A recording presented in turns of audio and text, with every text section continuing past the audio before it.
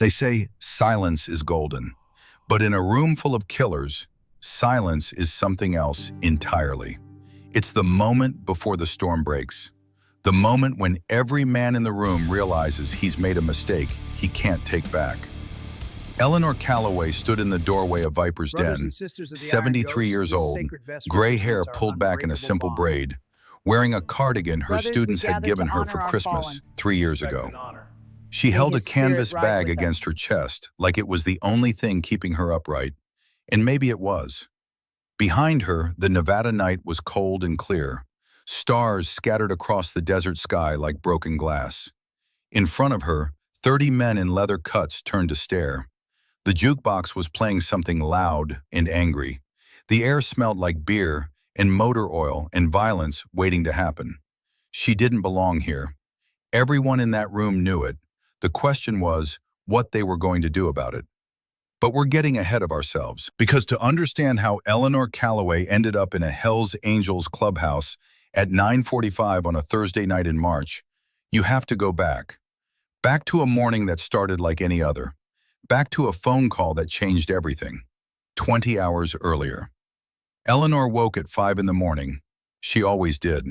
Some habits you learn in your 20s stay with you until you die. She made the bed with hospital corners, the way her mother taught her, the way Dalton had insisted on back when he was alive. Military precision, he'd called it. A man's life could depend on discipline, he'd said, even in small things, especially in small things. She made coffee in the same pot she'd been using for 40 years. Black, no sugar. Dalton's way. She stood at the kitchen window and watched the sun come up over the Ohio farmland that stretched out behind her house. The sky turned from black to gray to gold. Another day, another sunrise without him.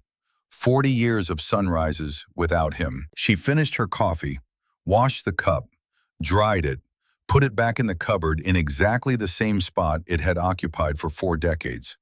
Then she walked out to the garage. The garage was her sanctuary, had been ever since Dalton died. Most women her age had craft rooms or reading nooks or gardens. Eleanor had a 2-car garage that smelled like motor oil and old leather and memories that never quite faded. In the center of the garage, covered with a tarp, was a 1979 Harley-Davidson Shovelhead. Dalton's bike, the last bike he ever owned. Eleanor pulled off the tarp slowly, carefully, the way you'd unveil something sacred. The chrome still gleamed. She made sure of that. Every Sunday she came out here and wiped it down, checked the oil, the tire pressure, the chain tension. She didn't ride it anymore. Her knees weren't what they used to be. But she kept it running, kept it ready, just in case. Just in case of what, she couldn't say. On the workbench against the wall, Dalton's tools hung in perfect order. Wrenches arranged by size. Screwdrivers lined up like soldiers. Everything in its place. Everything exactly as he'd left it the morning he rode out and never came back. Above the workbench, a photo in a simple frame, black and white, faded at the edges. 6 men standing in front of a garage that didn't exist anymore, in a town that had changed beyond recognition. 1959. They were young in that photo, early 20s, most of them. Hair slicked back, cigarettes dangling from their lips, leather cuts that fit them like armor. And behind them, 6 motorcycles, Harleys every one. Panheads and knuckheads, the kind of bikes you don't see anymore except in museums or private collections, or the dreams of old men who remember when the road was freedom and nothing else mattered. Eleanor stared at that photo for a long time. She knew every face, every name, every story. Dalton Calloway, her husband.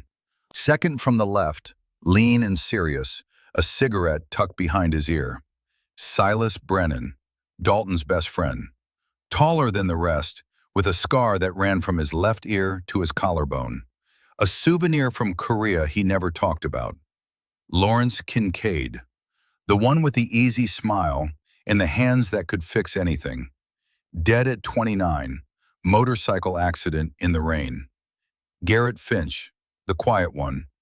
disappeared in Mexico in 1981, never seen again. Raymond Wolf, the fighter, killed in a head-on collision in 1980. Drunk driver walked away without a scratch. Ezra Hayes, the peacemaker, heart attack in 95, gone before he hit the ground. 6 men, 6 brothers, the founding members of the Iron Ghost Motorcycle Club. All dead now, all except the memories Eleanor carried like stones in her pockets. She was still standing there, staring at that photo, when the phone rang. Eleanor didn't own a cell phone, never saw the point. She had a landline in the kitchen with a cord long enough to reach the table. The kind of phone that rang with an actual bell, not some digital chirp or pop song snippet. It rang 3 times before she walked back into the house and picked it up. "Hello? Mrs. Calloway?" A woman's voice, young, tired. The kind of tired that comes from working double shifts and raising kids alone, and wondering if life is ever going to get easier. "Yes? My name is Bridget Brennan. I'm Silas Brennan's granddaughter. His great-niece, actually. I don't know if you remember him." Eleanor's hand tightened on the phone. "I remember Silas." A pause, then softer. "He passed away 3 weeks ago. Pancreatic cancer. He fought it for 2 years, but..." Eleanor closed her eyes. Silas, the last one, the last of the 6. And now there were none. "I'm sorry for your loss," Eleanor said, "because that's what you say, even when the loss isn't just the other person's, even when it's yours too." "Thank you." Bridget's voice cracked slightly. "Mrs. Calloway, before he died, my great-uncle gave me something. He made me promise to find you. He said you'd know what to do with it." "What is it?" "I don't know. It's in a canvas bag. He wouldn't let anyone look inside. He just kept saying your name, over and over. Red. He called you Red." Eleanor hadn't heard that name in 40 years. It hit her like a punch to the chest. "He said to tell you it's time," Bridget continued. "That's all. Just tell Red it's time." "Do you know what he meant?" Eleanor looked out the kitchen window at the garage, at the shovel head under its tarp, at the photograph of 6 young men who'd thought they'd live forever. "Yes," she said quietly, "I know what he meant." Barstow, California was 400 miles from Eleanor's house in rural Ohio.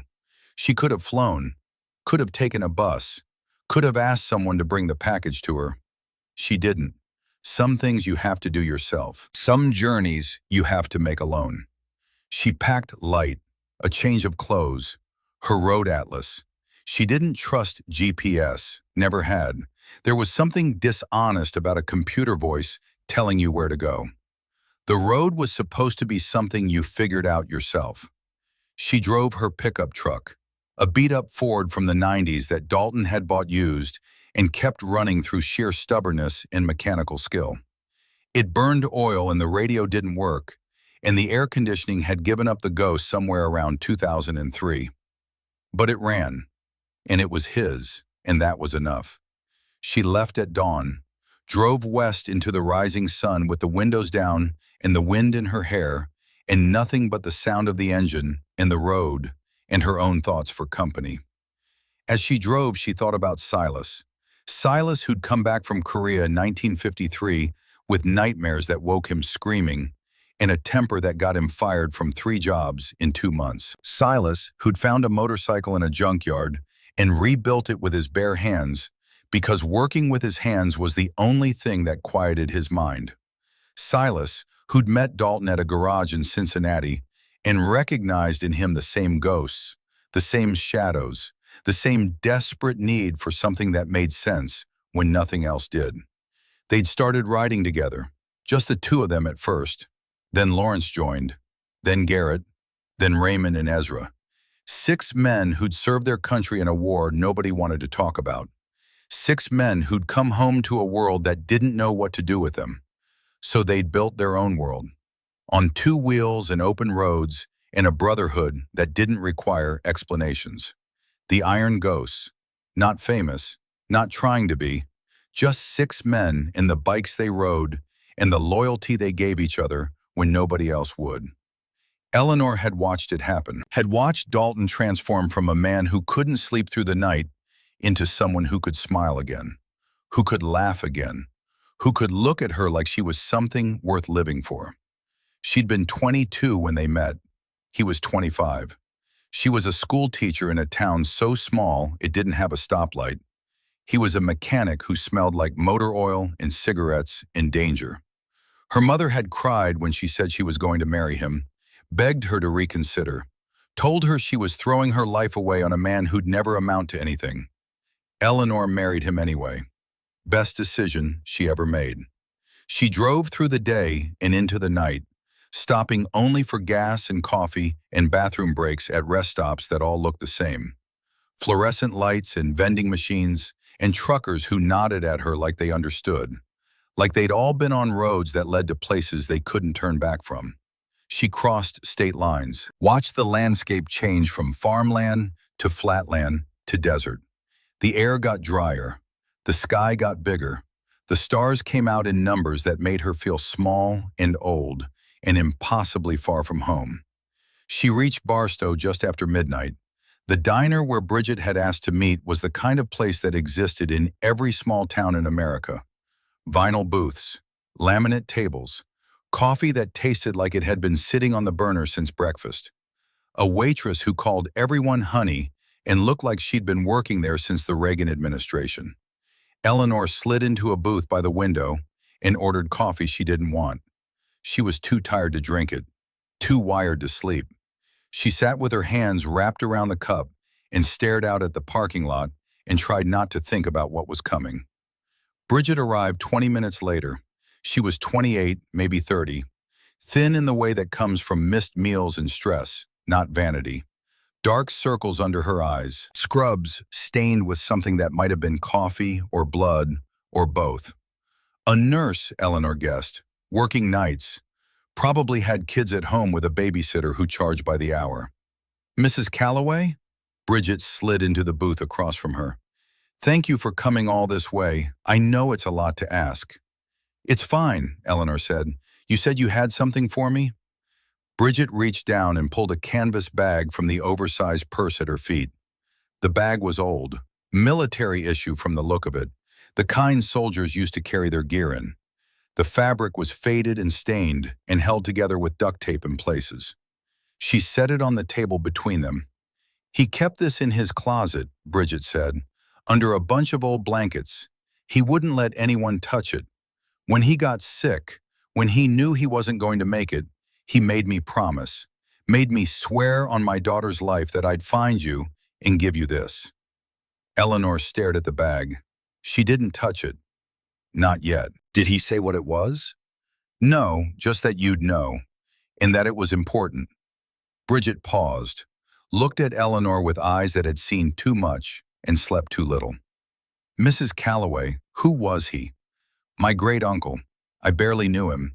He didn't talk to the family much, but at the end when he was dying he kept saying your name, over and over. Red, Red, tell Red it's time. Eleanor's throat tightened. We were friends, a long time ago. Him and my husband and some others. They rode together. Motorcycles? Yes. Were they in a club or something? Something like that. Bridget nodded.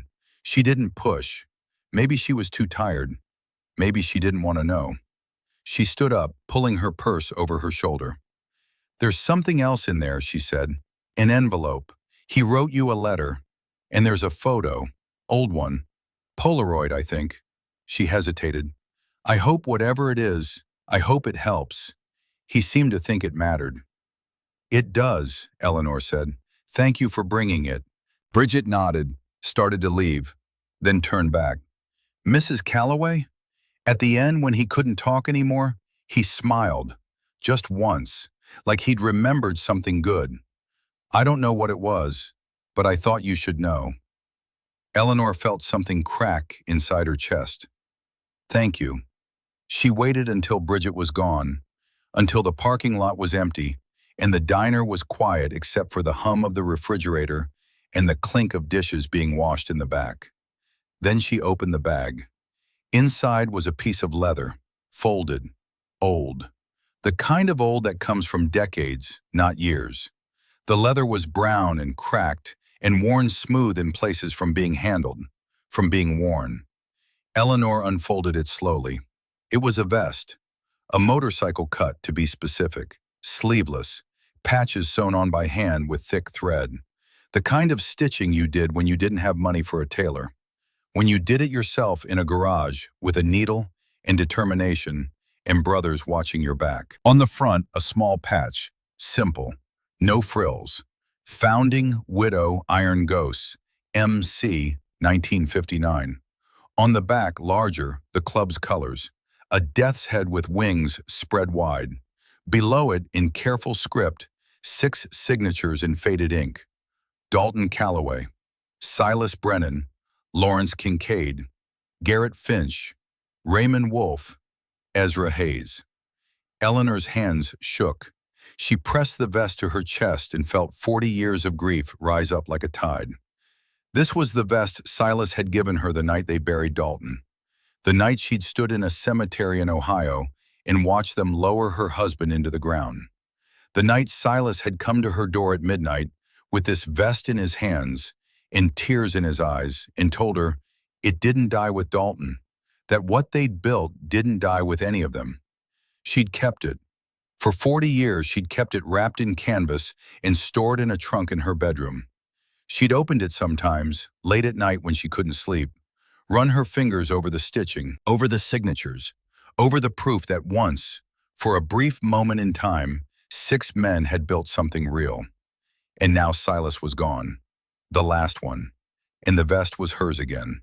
She found the envelope at the bottom of the bag, yellowed with age, Silas's handwriting on the front. Just one word, red. She opened it. Inside, a letter, 2 pages, written in the shaky hand of a man who was dying but determined to finish. Red, if you're reading this, I'm gone. Dalton's been waiting long enough. I figure it's time I went and kept him company. Tell him I'm sorry it took so long. I need you to do something for me, for Dalton, for all of us. There's a Hells Angels chapter in Riverside. My nephew Cole runs it. You never met him. His old man was my younger brother and he was a piece of work. Did time for armed robbery when Cole was just a kid. Cole bounced around after that. Marines, Gulf War. Came back different, harder. I tried to help him, tried to show him what we had, what we built, but I don't think he ever understood. He's president now, has been for near 10 years. And from what I hear, he's lost his way. Running the club like a business, protection, drugs, all the things we swore we'd never touch. I tried to talk to him before I got sick, tried to remind him where he came from, what his uncle stood for. He just looked at me like I was speaking a language he didn't know. Red, I need you to take the vest to Riverside. Show it to him. Show it to all of them. Let them see what we were, what we built when we had nothing but each other and the road. If they remember, if they understand, then they deserve to carry the name forward. If they don't, then it doesn't matter anyway. Let it die. Let it rest.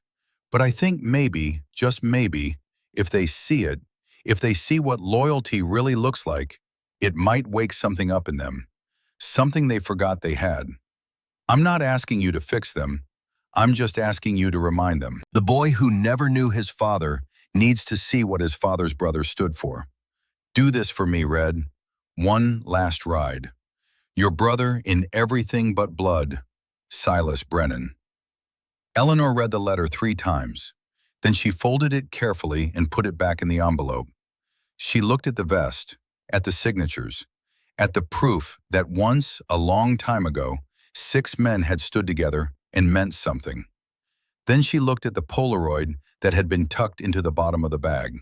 6 young men, 1959, standing in front of a garage that didn't exist anymore. Cigarettes and leather and motorcycles that gleamed in the sun. They were smiling, all of them, like they just discovered the secret to life and couldn't wait to tell someone. Dalton was second from the left, 21 years old, skinny, serious, a cigarette tucked behind his ear. Silas was next to him, taller, a hand on Dalton's shoulder. Brothers. Eleanor traced the outline of Dalton's face with her finger. 40 years. God, it had been 40 years. She put the photo back in the bag, folded the vest, zipped everything up. Then she walked out to her truck, started the engine, and drove toward Riverside. The Hells Angels clubhouse in Riverside was called Viper's Den. It sat on the edge of town, a squat brick building with barred windows and a parking lot full of motorcycles.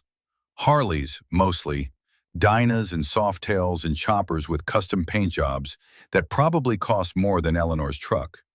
She pulled into the lot at 9:40. The place was loud, music bleeding through the walls, engines revving, men's voices raised in laughter or argument or both.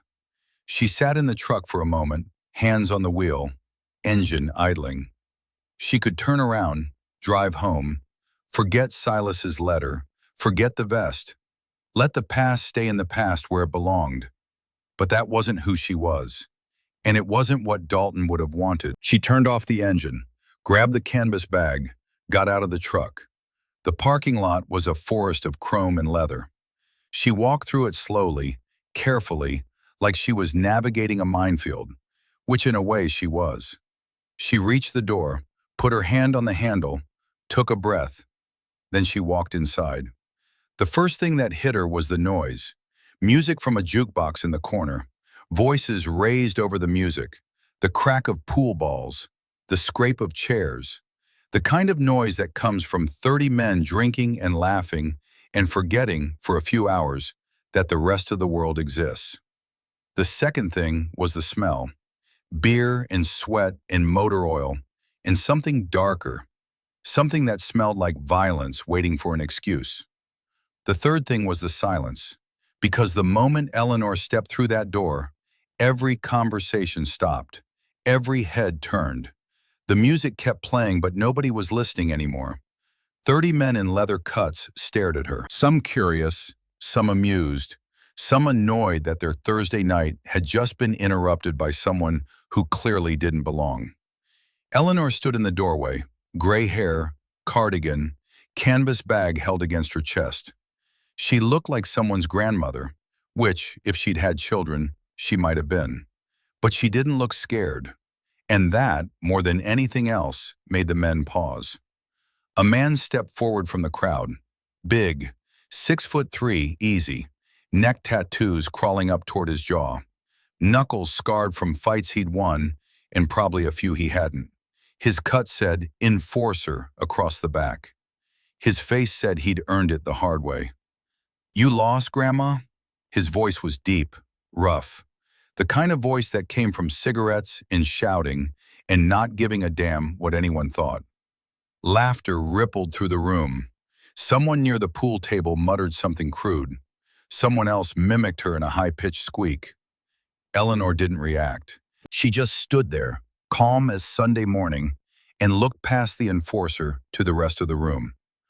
"I'm looking for the road captain," she said. Her voice was steady, quiet, but it carried. "I have something that belongs here."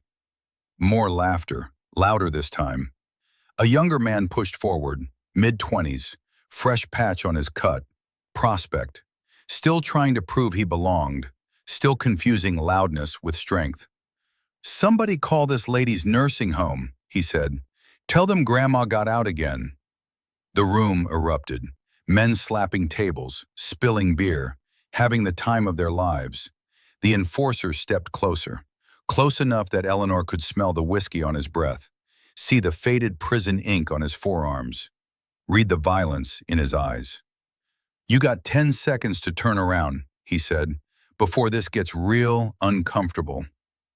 Eleanor didn't move, didn't blink, didn't apologize. "I drove 400 miles to be here tonight," she said. "I'm not walking out until I've done what I came to do." There was something in the way she said it, not a threat, not a plea, just a statement of fact, the kind of certainty you only hear from people who've already made peace with whatever comes next. The enforcer hesitated, just for a second, just long enough for uncertainty to flicker across his face. He glanced back toward the corner of the room, toward a man sitting in a booth by himself, watching the whole thing unfold with cold, calculating eyes. Cole Brennan, president, 48 years old, gray streaking through his beard, tattoo sleeves running down both arms. The kind of man who'd seen enough violence to know when to use it and when to let someone else do the dirty work. Cole made a lazy gesture with his hand, a circle in the air. Let her talk. Let her embarrass herself, then get rid of her. The enforcer nodded, turned back to Eleanor. But before he could say another word, Eleanor reached into the canvas bag and pulled out the vest.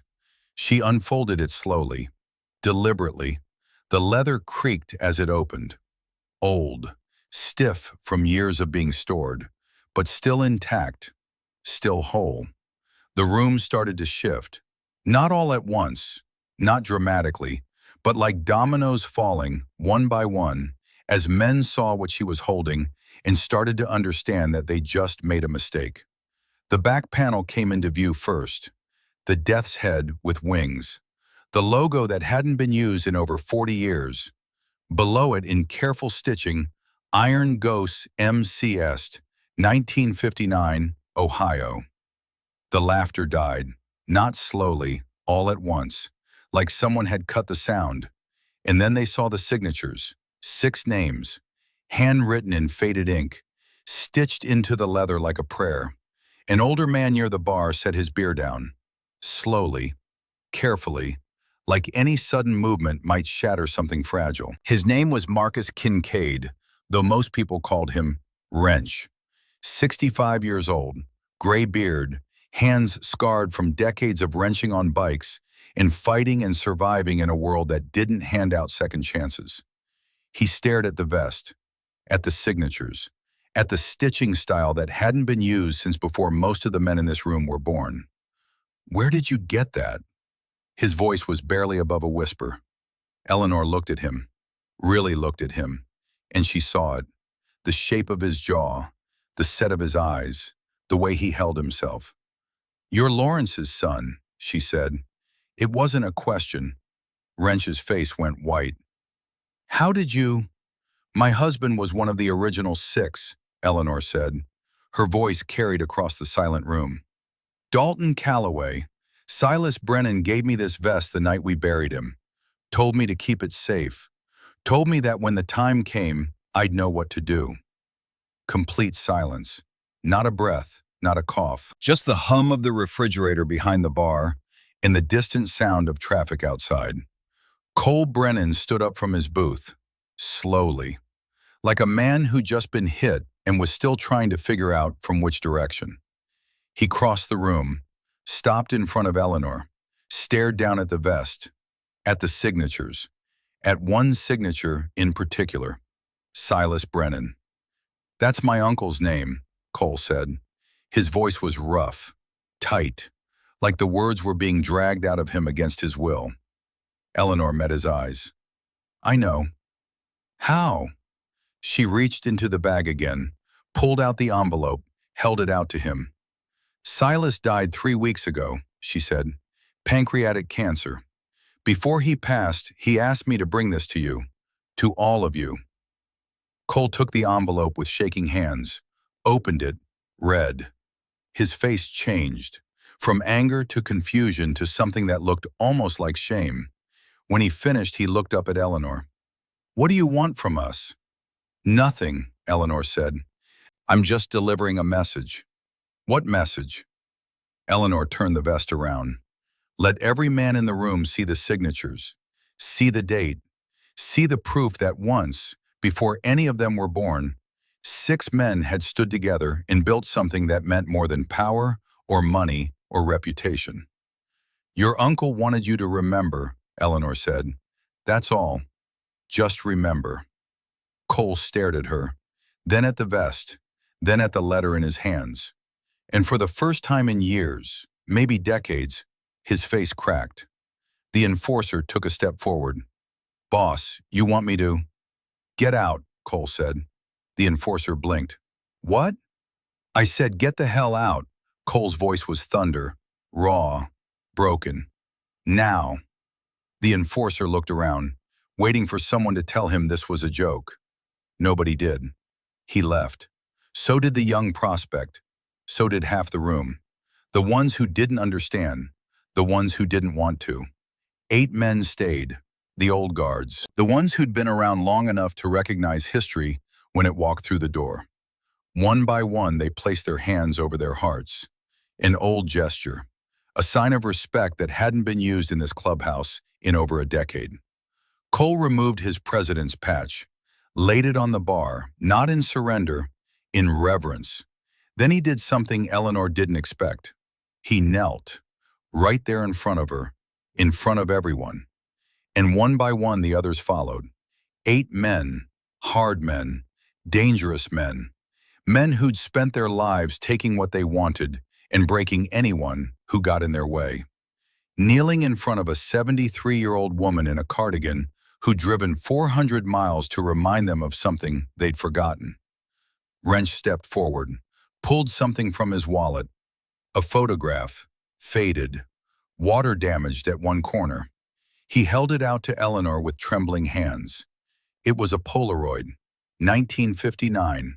6 young men standing in front of a garage. Cigarettes, leather, motorcycles gleaming in the sun. "This is my father," Wrench said. His voice broke. "Lawrence Kincaid, 3rd from the left. He died when I was 8, motorcycle accident. My mother burned everything, his cut, his photos, everything. She didn't want me following his footsteps." He looked at the vest, at the signatures. "I kept this. Found it in her toolbox after she died. It's the only picture I have of him." Eleanor took the photo, looked at the young man with the easy smile in the capable hands. "Lawrence was the toughest man my husband ever rode with," she said softly, "and the kindest. Dalton used to say Lawrence would give you the shirt off his back, and if you crossed him, he'd use that same shirt to choke you out." She smiled, a sad smile. "But he never had to. Because people respected him, really respected him, not because they were afraid, because he earned it." Wrench's shoulders shook. He covered his face with his hands. Cole stood, walked to the wall where a cheap brass plaque hung. The chapter's founding date. Fake. Meaningless. The kind of thing you buy at a trophy shop to make yourself feel legitimate. He took it down, looked at it for a long moment, then threw it in the trash. He took the vest from Eleanor's hands, mounted it on the wall in its place, under glass, under light, where every man who walked into this clubhouse would see it the moment they entered, and remember. Eleanor didn't say goodbye. She just turned and walked out the same way she'd walked in, alone, calm, carrying nothing but the knowledge that she'd kept her promise. Behind her, the bar stayed silent for a long time. Some men cried. Some just stared. Cole sat back down in his booth and didn't speak for the rest of the night.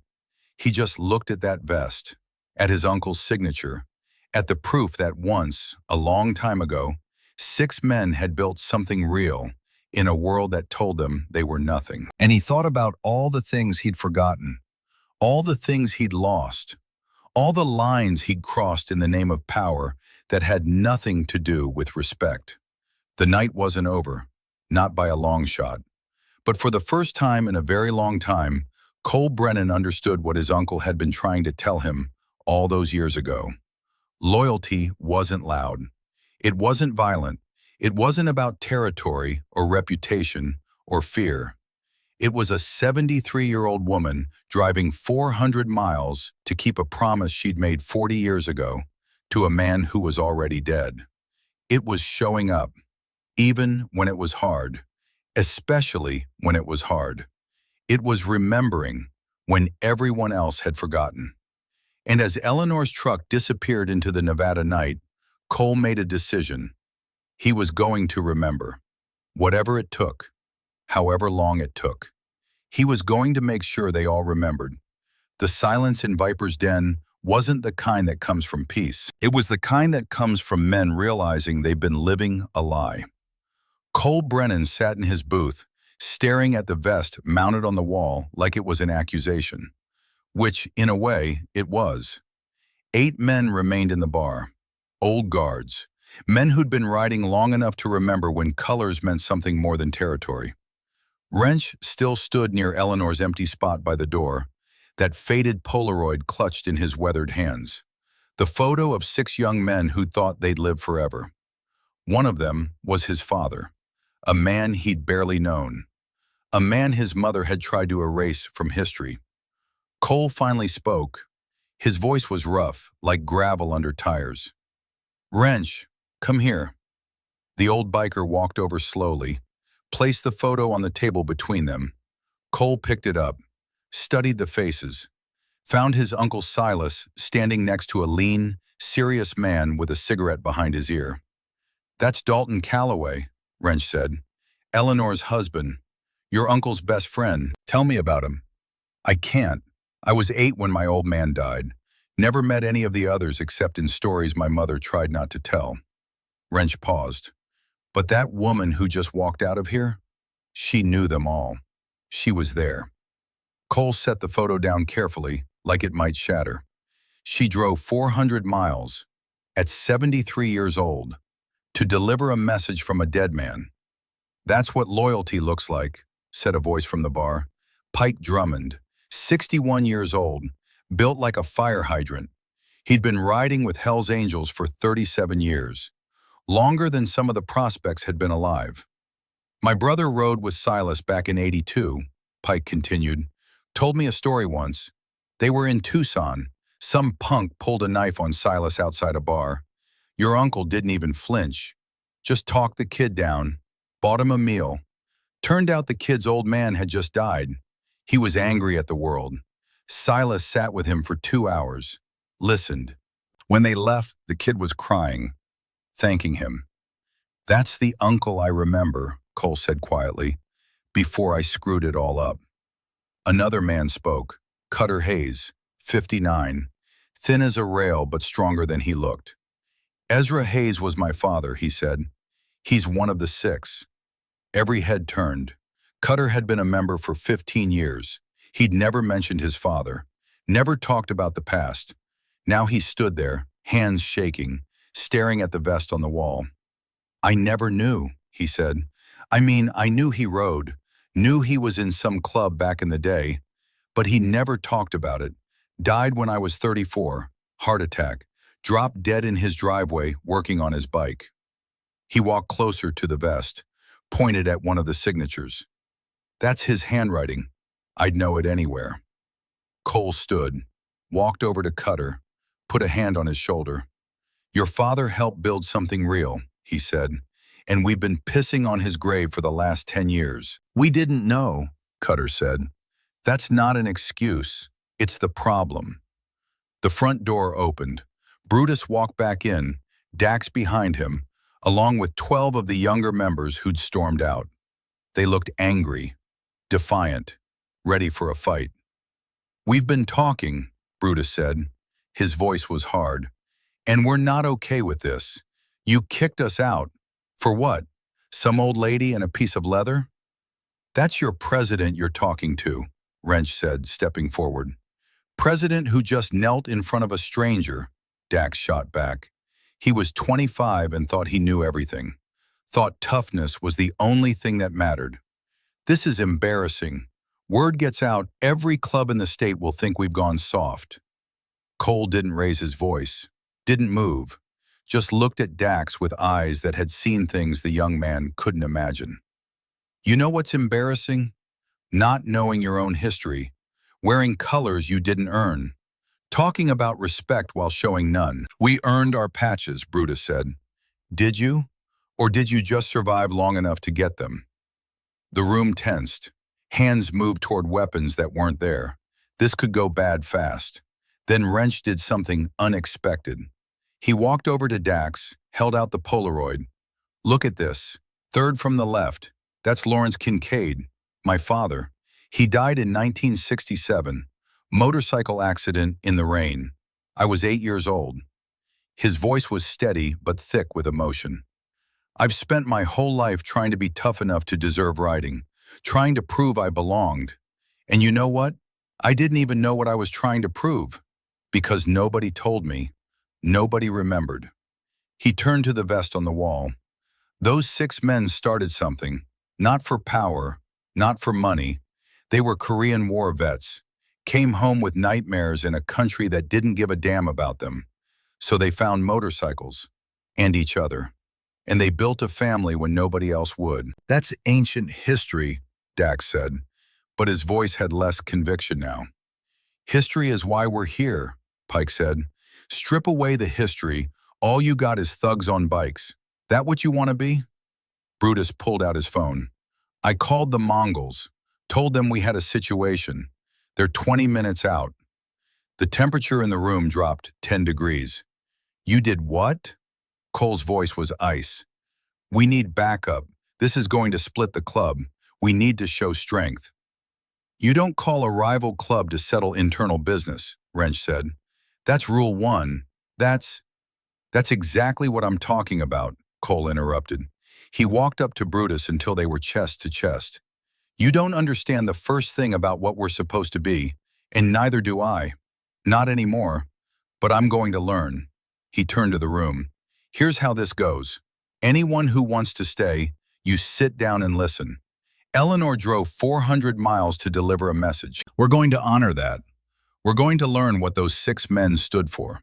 And we're going to decide if we're worthy of wearing these colors. And if we're not, Dax asked, then we don't deserve them. Brutus's phone rang. The Mongols, calling back. Everyone watched as Brutus stared at the screen, then at the vest on the wall, then at Cole. Slowly, he declined the call. Tell them it was a mistake, Cole said. Tell them we handled it internally. Brutus nodded, sent a text, put the phone away. The tension didn't disappear, but it shifted, changed shape, became something that might, with work, turn into understanding. Sit down, Cole said. All of you. It's time you learned where you come from. The men sat, young and old, angry and curious, ready to listen or ready to leave. It could go either way. Cole looked at the vest one more time, at his uncle's signature. Then he began to talk. My uncle Silas was born in 1931, Great Depression kid. Grew up poor in Ohio, real poor. The kind where you wore cardboard in your shoes and went to bed hungry most nights.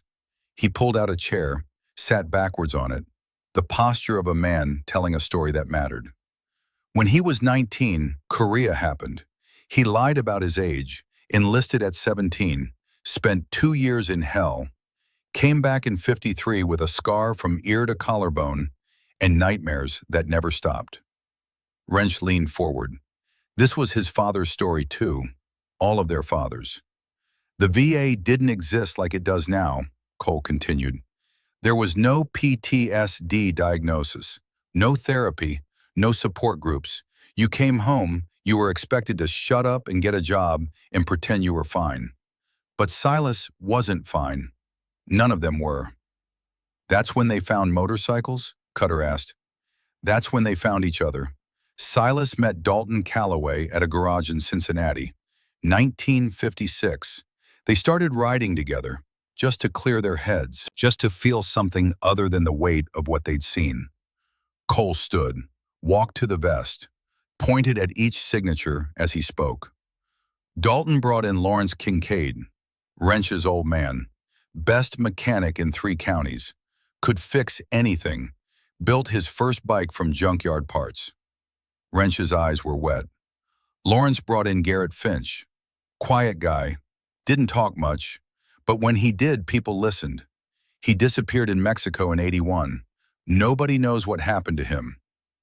Raymond Wolf was the fighter, hot-headed, quick to throw a punch, but loyal to his bones, died in '80, head-on collision, drunk driver. And Ezra Hayes, Cole looked at Cutter, your father, the peacemaker, the one who kept them from killing each other when tempers ran hot. He was the glue. The room was silent. Men who'd been ready to fight 15 minutes ago were now listening like their lives depended on it. They founded the Iron Ghosts in 1959, Cole said. Chose the name because that's how they felt. like ghosts, like men who died overseas and just hadn't stopped walking yet. The country had forgotten them. Their families didn't understand them, so they became family to each other. "What happened to the club?" Dax asked. His voice was different now, younger, genuinely curious. "Life happened. Lawrence died in '67. They kept writing, but it hurt. Every loss hurt. By '79, they were down to just a handful. The world was changing. Clubs were getting bigger, more organized, more violent. The Iron Ghosts were old school. They didn't deal drugs, didn't run guns, didn't extort businesses. They just rode." "So they disbanded?" Pike asked. "They voted to end it. 1979. Silas told me once, right before he died, that it was the hardest vote he ever took. But they'd rather die with honor than become something they weren't." Cole's voice got quieter. "Then in '84, Dalton died. Motorcycle accident. Drunk driver ran a red light. Killed him instantly. Eleanor was 33 years old. They'd been married 11 years. No kids. Just her and him and the road." He pulled Silas's letter from his pocket, held it up. That night at the funeral, Silas gave Eleanor this vest, told her to keep it safe, told her that one day it might matter again. She kept it for 40 years. 40 years. Never wore it, never showed it to anyone, just kept it wrapped in canvas in a trunk in her bedroom. "Why bring it now?" Brutus asked. "Because 3 weeks ago, Silas died. And before he did, he asked Eleanor to bring it here, to us, to me." Cole unfolded the letter, read it aloud, every word. His voice cracked in places, but he kept going. When he finished, the room was silent again. "He says here that I've lost my way," Cole said, "that I'm running this club like a business. Protection rackets, drug routes, violence for profit." He looked around the room. "He's right. We all know he's right." We do what we have to do to survive, Brutus said. "Do we? Or have we just forgotten there's another way?" Nobody answered. Wrench stood, walked to the bar, poured himself a whiskey, drank it in one swallow. "I never knew my father," he said. "My mother married again when I was 10. New guy. Didn't want me talking about motorcycles or clubs or any of it. Said it was dangerous. Said it would get me killed like it killed my dad. So I didn't talk about it. I buried it." He turned to face the room. "But I never stopped thinking about it. When I was old enough, I got my first bike. Rode it until the engine seized. Fixed it and rode it again. Eventually patched into Hell's Angels. Spent 40 years wearing these colors. And you know what? I never knew why. I just knew I had to." He pointed at the photo still sitting on the table. "Now I know. It's in my blood. My father built something that mattered, and I've been trying to find it my whole life without knowing what I was looking for." Cutter stood too. "My old man used to say, a man's only as good as the promises he keeps." I never understood what he meant. Thought it was just something old people said. But Eleanor kept her promise. For 40 years. That's what Silas was talking about. That's what we've forgotten. "Loyalty," Pike said. "Real loyalty. Not the kind you demand, the kind you earn." The front door opened. Everyone tensed. Hands moved to weapons. But it wasn't the Mongols. It was Eleanor. She stood in the doorway, small and gray-haired, and completely calm, holding a different envelope. "I'm sorry to interrupt," she said, "but I realized I forgot something." Cole stood. "Mrs. Calloway, I thought you'd left." "I was in my truck, about to drive away. Then I remembered Silas gave me something else. For the boy who never knew his father." That's what he said. I didn't understand what he meant until tonight. She walked straight to Wrench, held out the envelope. "This is for you." Wrench took it with shaking hands. His name was written on the front in Silas's handwriting. He opened it. Inside, a letter, and a small, tarnished medal. Military issue. Korean War service ribbon. Wrench read the letter silently. Tears ran down his face into his beard. When he finished, he looked up at Eleanor. "How did Silas have this?" Your father gave it to him, the night before he died. Ask Silas to give it to you when you were old enough to understand what it meant. I'm 65 years old. Silas said you'd know when you were ready. He was waiting for you to ask the right questions. Wrench held the metal like it was made of glass. He wrote that my father was proud of me, that he knew I'd find my way, that blood doesn't lie. Eleanor smiled, sad but warm. Lawrence used to say that, blood doesn't lie. Dalton told me it meant the things that matter get passed down, whether you know it or not. She turned to leave again. Wait, Cole said. Why did you come back? Really? Eleanor looked at him, really looked at him, not with judgment, with understanding. Because Silas loved you. He was hard on you because he saw himself in you, saw the anger and the pain and the potential. He knew you could be better than he was, better than any of them, but only if you understood where you came from. I don't know if I can be that man. Neither did Dalton. Neither did any of them. They just decided to try. Every single day. They failed sometimes. God knows they failed. But they kept trying. She walked to the vest on the wall, placed her hand on it gently. This vest represents the best version of who they were. Not the only version, not perfect men, but men who tried to be better than the world expected them to be. She looked back at Cole. Your uncle believed you could be that too. That's why he sent me. Not to shame you, to remind you. Then she did leave. For real this time. And this time, nobody stopped her. The men sat in silence for a long time. Finally, Dak spoke. So what do we do now? Cole looked at the vest, at the signatures, at the proof that once 6 broken men had built something real. We learn, he said. We change. We become worthy of wearing these colors. Or we take them off and admit we never were. That's going to piss off a lot of people, Brutus said. We cut ties with the drug suppliers, we lose income. We stop the protection rackets, we lose respect. Other clubs will see it as weakness. Let them. Cole, I said let them. I'm tired of being afraid of what other clubs think. I'm tired of making decisions based on money and reputation. I'm tired of being something my uncle would be ashamed of. He stood, walked to the bar, poured 7 whiskeys. We're going to make some changes, big ones, and some of you aren't going to like it. Some of you are going to leave. That's fine. I won't stop you. But if you stay, you're committing. You're committing to figuring out what these colors actually mean, what loyalty actually looks like. He handed out the whiskeys, kept one for himself. To the iron ghosts, the real ones, the ones who built this life when nobody else would. To the iron ghosts, the men repeated. They drank, and in that moment, something shifted. Not completely, not perfectly, but enough. Enough to start. Over the next 3 hours they talked, really talked. Not about territory or money or who disrespected who. They talked about their fathers, their grandfathers, the men who'd ridden before them and what they'd stood for.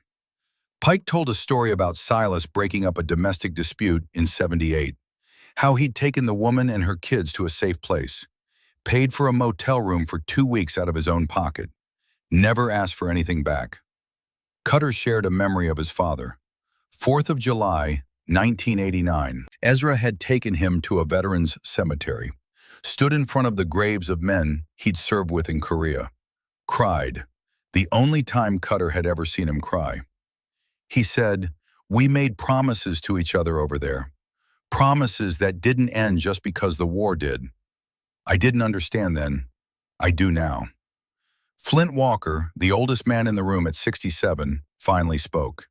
He'd been quiet all night. I rode with Raymond Wolf in '79, month before the club disbanded. We were coming back from a run, stopped at a gas station in the middle of nowhere. There was a kid there, maybe 16, working the register. He was covered in bruises. Raymond saw it right away, went into the back, found the kid's old man, drunk and mean. Flint's jaw tightened. Raymond didn't beat him, didn't threaten him, just looked at him and said, "You got a choice. You can keep being the man you are, or you can be the man your son needs you to be. But you don't get to do both." Then he gave the kid his phone number, told him if things got bad, call. The kid called 3 times that year. Raymond was there every time. "What happened to the kid?" Dax asked. "He's a social worker now, works with at-risk youth. I see him sometimes at charity events. He still has Raymond's number in his wallet." 35 years later. The stories continued, each one adding another layer, another dimension to men who'd been nothing but names on a piece of leather. By the time the sun started to rise, the men in that room had changed. Not completely, not overnight, but they'd begun to understand that the colors they wore came with a weight they'd never bothered to measure. Cole stood as light filtered through the barred windows. "We're going to do something," he said. "Something that's either going to change everything or destroy us completely." "What?" Wrench asked. "We're going to call every major club within 500 miles. Hell's Angels chapters, outlaws, Mongols, banditos, vagos, all of them." Brutus frowned. "Why?" "Because we're going to invite them to ride, not for territory, not for business, to honor the men who came before us, the men who built this life when nobody else gave a damn." The room went silent. "You're going to start a war," Brutus said. "Maybe, or maybe I'm going to remind people of something they forgot. That before all the territory disputes and drug routes and violence, this life was about broken men finding family on the road." "They'll think we're weak," Dax said. "Then they'll be wrong. There's nothing weak about knowing your history, about honoring the men who came before you, about admitting you've lost your way and trying to find it again." Cole walked to the vest, looked at it for a long moment. "My uncle spent his whole life trying to teach me something I was too stupid to understand. He's gone now, but his message isn't. That vest is proof that loyalty outlives everything, even death, even 40 years, even all our mistakes." He turned back to the room. "So we ride. We ride for Dalton and Silas and Lawrence and Garrett and Raymond and Ezra. We ride for every man who wore these colors before us and meant something. And we invite every club who'll listen to remember with us." "When?" Pike asked. 2 weeks. That'll give us time to make the calls, plan the route, figure out the logistics." "Where do we ride?" Cole smiled, small, sad, determined. "We ride to their graves, all 6 of them. We pay our respects and we make a promise that we'll be better, that we'll earn what they built." Wrench stood, placed his hand over his heart, the old gesture, the sign of respect. One by one, the others did the same. "I'm in," Wrench said. "Me too," said Pike. "And me," said Cutter. Even Brutus and Dax nodded, uncertain, but willing. Cole looked at each of them. "This isn't going to be easy. We're going to have to cut ties with people we've worked with for years. We're going to lose money, lose respect in some circles. Some of you will leave. Some will think we've gone soft. But I don't care anymore.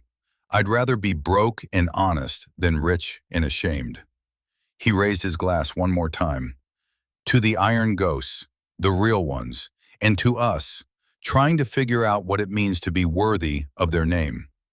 They drank, and as the sun rose over Riverside, 8 men sat in a bar and began the long, hard work of becoming something they'd forgotten how to be.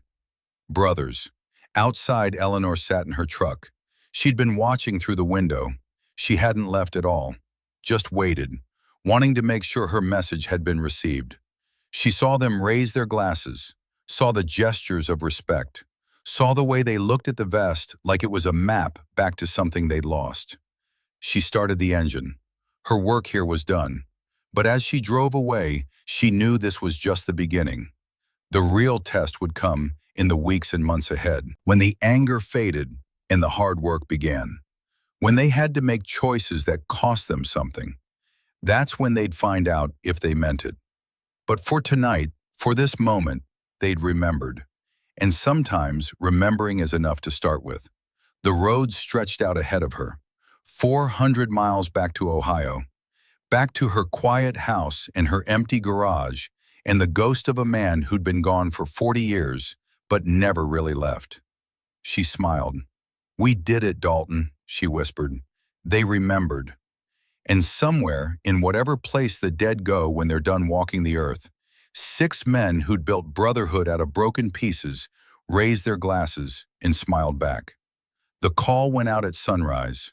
Cole Brennan sat at the bar in Viper's Den with a landline phone that had been installed in 1992 and a list of numbers he'd sworn he'd never use for anything but business. Numbers that represented power, territory, the kind of relationships built on mutual profit and mutual threat. Now he was about to use them for something else entirely. The first call was to Marcus Hammer Voss, president of the Outlaws chapter in San Bernardino. They'd been rivals for 8 years.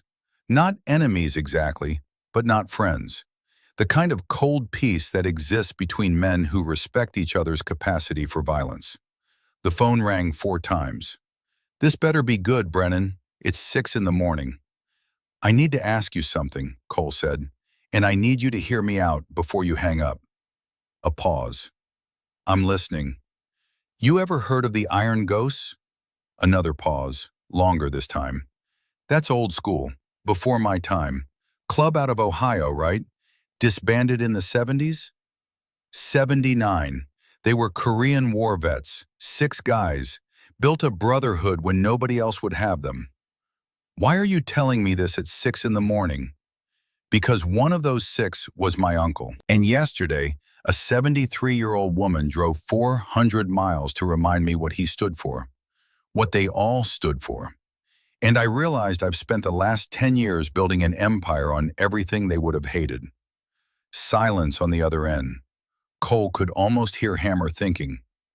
"We're riding in 2 weeks," Cole continued, "to honor them, to pay respects at their graves, to remember what this life was supposed to be about before it became about money and territory and who's tougher than who." "You're inviting me to a memorial ride?" "I'm inviting every club within 500 miles. No colors, no territory disputes, no business, just riders remembering where we came from." "You've lost your mind." "Maybe, or maybe I finally found it." Hammer was quiet for a long moment. Cole waited. Didn't push. Let the words sit. "You know what's going to happen, right? You do this, people are going to think you've gone soft. They're going to test you, see if you mean it." "Let them." "You're serious." "Dead serious." Another long pause, then, "My old man rode in the 60s, before he patched into the Outlaws. He used to talk about clubs like the Iron Ghosts, said they were the real deal, said most of us nowadays are just playing dress-up." "Was he right?" "Yeah, he was right." Hammer exhaled. "Send me the details, I'll be there." Cole felt something loosen in his chest. "Thank you." "Don't thank me yet. This is either the bravest thing you've ever done or the stupidest. We'll find out which." The line went dead. Cole looked at Wrench, who'd been listening from across the bar. "1 down," Wrench said. 15 to go, Cole replied. He made the next call. Over the next 12 hours, Cole worked his way down the list. Some presidents hung up on him. Some laughed. Some told him to go to hell. But some listened. By sunset, he had commitments from 8 clubs, Hell's Angels chapters from 3 different states, 2 Banditos chapters, the Outlaws from San Bernardino, even the Mongols, the same ones Brutus had almost called in for backup. 8 clubs, 473 riders confirmed, more saying maybe. It wasn't everyone, but it was enough. Wrench planned the route, 530 miles over 2 days, starting in Riverside, cutting through Nevada, ending at a small cemetery in rural Ohio, where all 6 founders were buried. They'd ride in formation, no club colors, just black leather and chrome, and the open road. The word spread fast. Within 3 days, every major club in the Southwest knew what was happening. Opinions were divided. Some called it weakness. Some called it attention-seeking. Some called it the most honest thing they'd seen in decades. But they were talking, and that was something. On the fifth day, Cole got a call he didn't expect. It was from a woman, mid-30s by the sound of her voice, professional, the kind of crisp diction that came from education and practice. Mr. Brennan, my name is Sarah Chen. I'm a reporter with the Los Angeles Times. I heard about your memorial ride. Cole's first instinct was to hang up. Nothing good ever came from talking to reporters. I'm not interested in publicity, he said. I'm not calling for a story, not the kind you're thinking anyway. She paused. My grandfather was a veteran, Korea. He came home with PTSD before they had a name for it. Drank himself to death when my mother was 12. She never talked about him, never kept photos, just tried to forget. Cole listened. Last year I was going through her things after she died. Found a box in the attic, letters my grandfather had written, to someone named Silas. They rode together apparently. There were photos, 6 men in their motorcycles. Cole's hand tightened on the phone. Your grandfather was in the Iron Ghosts? I don't know. The letters never mentioned a club name, just talked about the road, about brotherhood, about trying to outrun ghosts. Her voice got quieter. I never got to know him, but reading those letters I felt like I understood him for the first time. What was his name? Garrett Finch. Cole stopped breathing. Garrett Finch, the quiet one, the one who disappeared in Mexico in 1981, the one nobody knew what happened to. Miss Chen, Cole said carefully, we thought your grandfather died in Mexico, 43 years ago. He did, but not the way everyone thinks. She took a breath. He didn't disappear, he was killed, ambushed by traffickers on a highway outside Tijuana. They found his body 3 weeks later. No ID, no bike. Mexican authorities buried him in a mass grave. How do you know this? I spent 2 years researching, found the police reports, found the grave. I had him exhumed and brought home. He's buried now in Sacramento, next to my grandmother. Cole felt something twist in his chest. Does anyone else know? No, I only found out last year. I've been trying to figure out who to tell. Then I heard about your ride, about honoring the founders, and I thought maybe this was why I was supposed to find out, so I could tell you. So someone would know he didn't just run away, he was coming home. Can you prove it? I have the letters, the police reports, photos of the gravesite, everything. Cole looked at the vest on the wall, at Garrett Finch's signature. We're riding to Ohio in 9 days. 6 graves, but if what you're saying is true, there should be 7. There's a cemetery in Sacramento, Oak Hill, plot 23, if you want to include it in your route. Cole closed his eyes. We will. Thank you for telling me. Mr. Brennan, can I ask you something? Yeah. Why are you doing this? The ride, I mean. Why now? Cole thought about Eleanor, about the vest, about 40 years of loyalty that refused to die, because a woman I'd never met drove 400 miles to keep a promise she made to a dead man. And if she could do that, the least I can do is try to be worth the name I wear. Sarah was quiet for a moment. I'd like to write about it, not for attention, but because I think people need to hear that story. I think veterans need to hear that someone still remembers. Write it, Cole said, but write it true. I will. The route changed. Riverside to Sacramento, Sacramento to Nevada, Nevada to Ohio.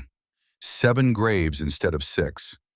The number of confirmed riders grew, 612, then 703. Clubs that had been enemies for decades agreeing to ride side by side for one day.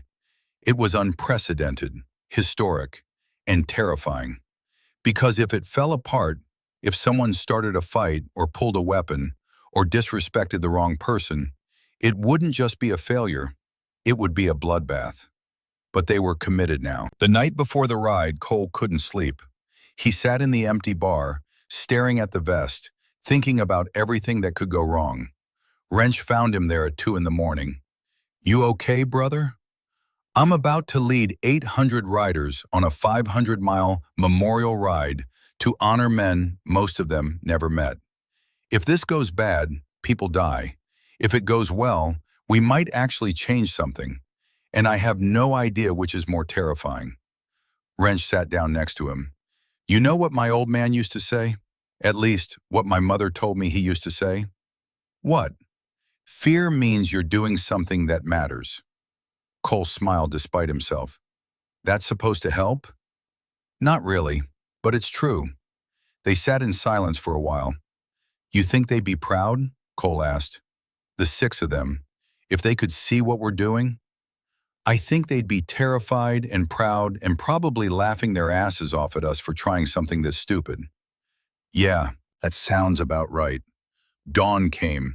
817 motorcycles filled the parking lot in the streets around Viper's Den.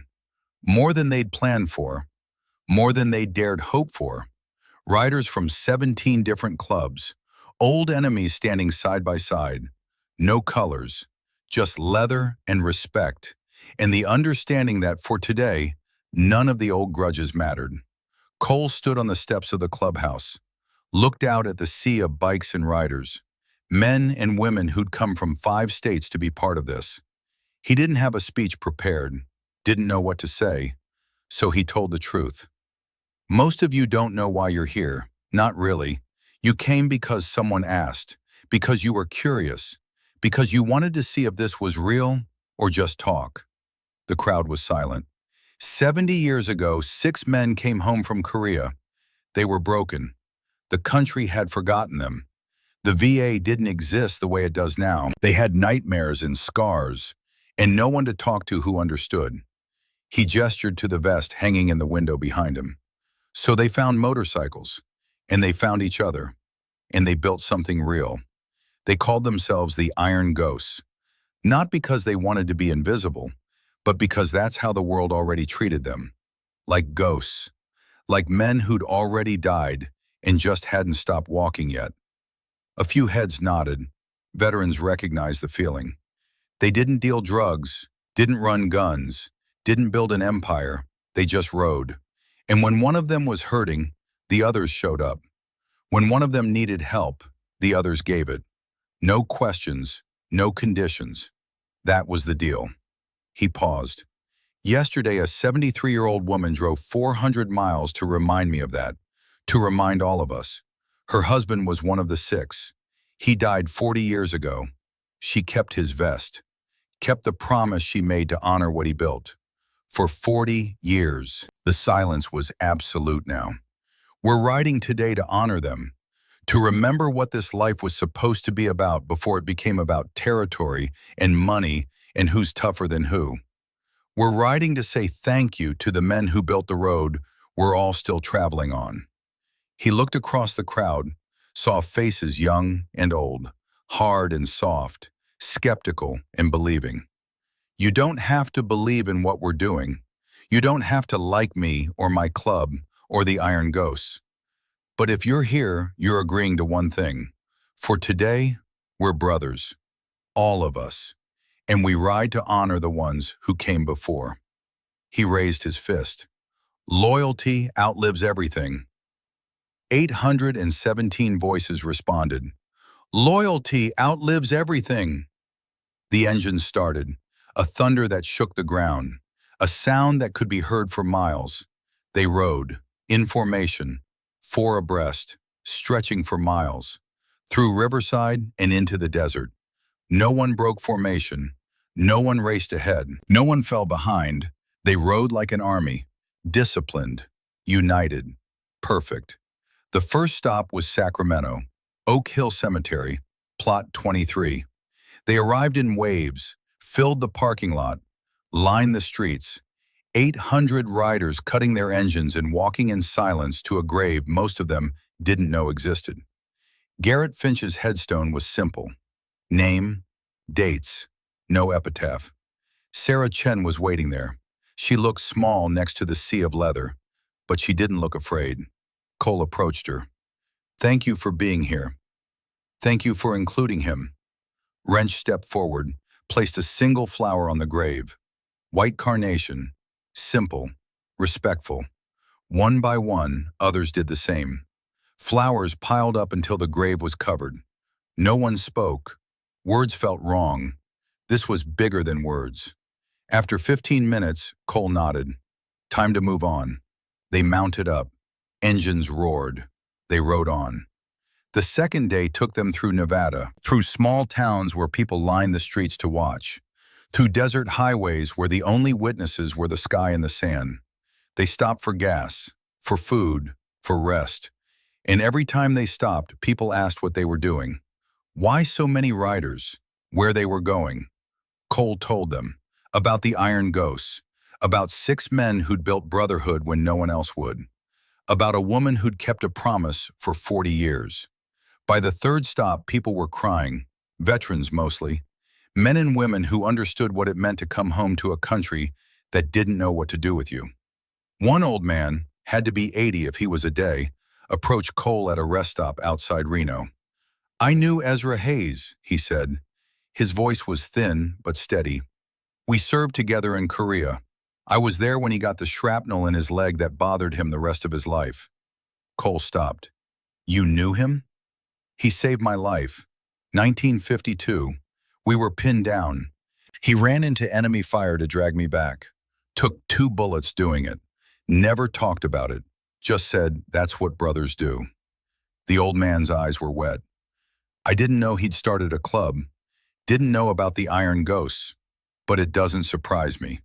Ezra was the kind of man who built things, who held things together when they were falling apart." "He had a son," Cole said. "Cutter Hayes. He's riding with us. Can I meet him?" Cole found Cutter in the crowd, brought him over, watched as 2 men who'd never met connected over a ghost they'd both loved. Cutter listened as the old man told stories about Korea, about Ezra's courage, about the kind of man he'd been before the war broke him, and the kind of man he'd become after he found his brothers. When they parted, Cutter was crying. The old man was smiling. "Thank you," Cutter said. "Thank you for telling me." "Thank you for riding," the old man replied. "For remembering." They rode on. The final day took them into Ohio, through farmland and small towns and roads that hadn't changed much in 50 years. They reached the cemetery just before sunset, a small plot on the edge of a town so small it barely showed up on maps. 5 graves, side by side. Dalton Calloway, Silas Brennan, Lawrence Kincaid, Raymond Wolfe, Ezra Hayes. The riders gathered, 817 strong. They formed a circle around the graves, silent, respectful, heads bowed. Cole stepped forward. He'd prepared something to say, but standing there looking at those 5 headstones, the words he'd practiced felt hollow. So he spoke from the heart. "We didn't know you. Most of us weren't even born when you died. But we're here because you mattered. Because what you built mattered. Because somewhere along the way, we forgot that this life was supposed to be about more than power and money and territory." His voice broke slightly. "A woman named Eleanor kept her promise to you. For 40 years. She didn't have to. Nobody would have known if she hadn't. But she did it anyway. Because that's what loyalty looks like. That's what honor looks like. And if she could do that, the least we can do is try to be worth the names we wear." He knelt, placed his hand on Silas's grave. "I'm sorry it took me so long to understand. I'm sorry I wasted so many years building something you would have hated. But I'm here now. We're all here.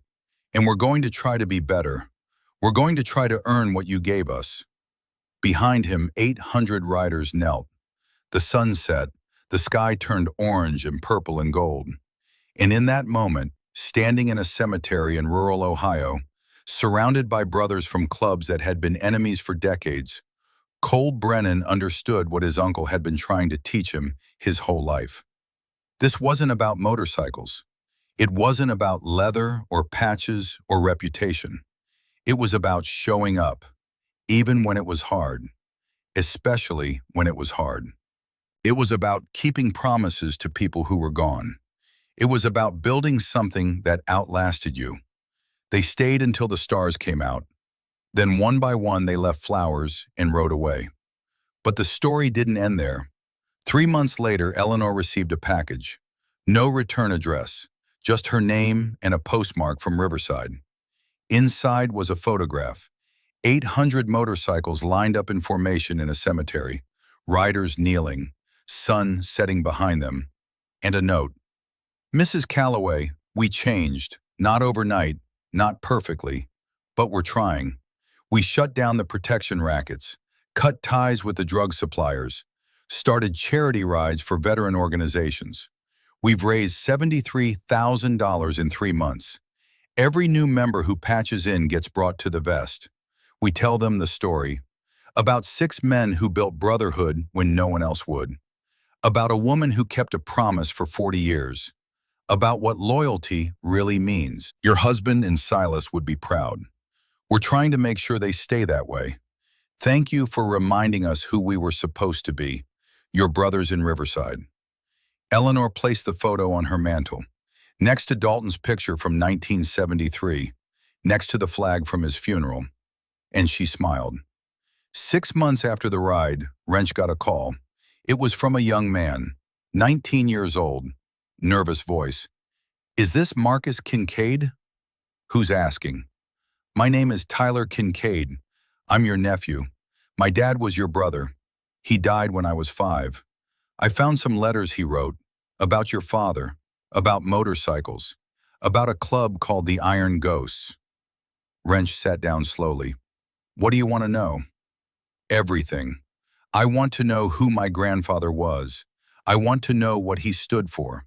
And I want to know if there's still a place for me, in that life, in that family.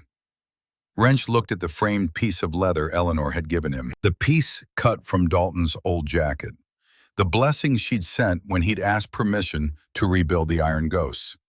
Yeah, kid, he said, there's a place for you. Come to Riverside. We'll talk. 2 years after the ride, Cole got a letter from Sarah Chen. She'd written the story. It had been published in the Los Angeles Times, then picked up nationally, then internationally. Veterans groups had reached out, PTSD organizations, motorcycle clubs across the country. The story had sparked something, a movement almost. Clubs remembering where they came from, honoring the men who built the foundation. You started something, Sarah wrote, something bigger than you know. Thank you for letting me tell the story. Cole framed the article, hung it next to the vest, and every time a new member patched in, he made them read it. 5 years after the ride, Eleanor was still teaching, part-time now. Her knees weren't what they used to be, but she couldn't quite bring herself to retire. On the 40th anniversary of Dalton's death, she went to the garage, pulled the tarp off the 1979 shovelhead, started the engine. It rumbled to life, strong, reliable, still running after all these years. She rode, not far, just through the back roads of rural Ohio, past the farmland and the small towns, and the places where she and Dalton had ridden together 40 years ago. She stopped at an overlook, the same one where Dalton had proposed in 1972, sat on the bike, looked at the sunset, and for just a moment, she could swear she heard his voice on the wind. You did good, Red. You kept the promise. She smiled, touched the dog tags hanging from the mirror. His dog tags, the ones she'd carried with her for 4 decades. We did it together, she whispered, like always. She rode home as the stars came out, parked the bike, covered it with the tarp. In her living room, the mantle was full now. Photos from the memorial ride, letters from riders across the country, thank you notes from veterans organizations. But the center spot was still reserved for the original photo. 1959. 6 young men and their motorcycles, thinking they'd live forever. Eleanor sat in her chair, the same chair she'd sat in every night for 40 years. And she thought about legacy, about what we leave behind when we're gone. Dalton had left her. His brothers had left the vest. Together they'd left a blueprint for what brotherhood could be. And somehow, 40 years later, that blueprint still mattered. She closed her eyes, And in whatever place the dead go when they're done walking the earth, 6 men who'd built something real out of broken pieces raise their glasses one more time. To Eleanor, to loyalty, to promises kept, to the road that never really ends. It just changes riders. And the story goes on. In Riverside, the vest still hangs on the wall, under glass, under light, untouched. A reminder that some things outlive the men who build them. That loyalty isn't loud. It's quiet. It's showing up. It's keeping your word when no one's watching. It's a 73-year-old woman driving 400 miles because she made a promise. It's 800 riders from enemy clubs kneeling together in a cemetery. It's a nephew learning about a grandfather he never met and deciding to honor him anyway. It's change happening slowly, imperfectly, but happening. Because that's what real loyalty looks like. It outlives everything, even death, even time, even all our mistakes. And somewhere in Ohio, in a small house on the edge of farmland that stretches for miles, Eleanor Calloway sleeps peacefully because she kept her promise. And in doing so, she reminded an entire generation that who you are matters more than what you have. That the roads we build together last longer than the roads we build alone. That brotherhood isn't about blood, it's about showing up, even when it's hard, especially when it's hard. The iron ghosts are gone, but what they built lives on. In every rider who stops to help a stranger, in every club that chooses honor over profit, in every promise kept when it would be easier to forget. They're gone, but they're not forgotten. And that makes all the difference.